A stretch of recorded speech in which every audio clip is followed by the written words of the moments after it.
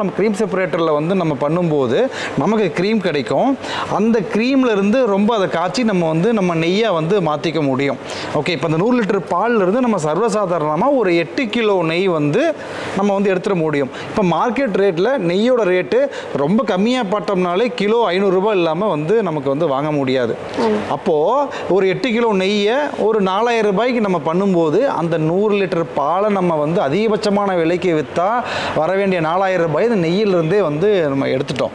ஒரு லிட்டர் வந்து 200 ரூபாய் அப்படின்னா அப்போ நம்ம ஸ்கிம்டு மில்க் 100 லிட்டர் நம்ம இருக்குது, அதை நம்ம எவ்வளோக்கு வந்து ஃப்ளேவர்டாக சேல் பண்ணால் வரும்? ஒரு 20000 ரூபாய்க்கு நம்ம 20000 ரூபாய் பண்ண முடியும். ஏற்கனவே நெய்யிலேருந்து ஒரு 4000, இந்த 24000 ரூபாய்ன்றதை நான் சொன்னது.